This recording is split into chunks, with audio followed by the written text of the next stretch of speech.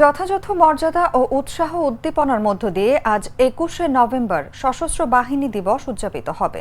দিবসটি উপলক্ষে দেশের সব সেনানিবাস, নৌঘাঁটি ও স্থাপনা এবং বিমান বাহিনী ঘাঁটির মসজিদে বিশেষ মোনাজাত করা হবে।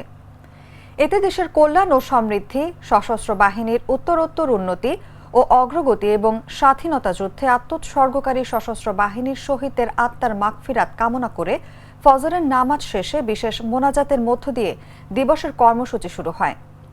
দিবসটি উপলক্ষে রাষ্ট্রপতি ও সশস্ত্র বাহিনীর সর্বাধিনায়ক মোহাম্মদ শাহাবুদ্দিন এবং প্রধান উপদেষ্টা অধ্যাপক ডক্টর মোহাম্মদ ইউনুস পৃথক পৃথক বাণী দিয়েছেন।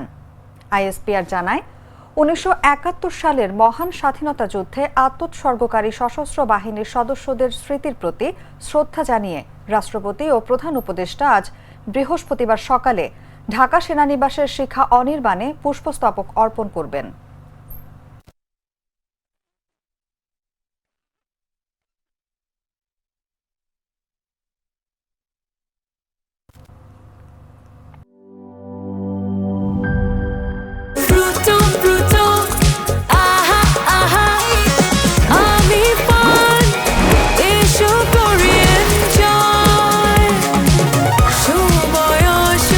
প্রাণ ফ্রুটো, সময় অসময় ফ্রুটোময়।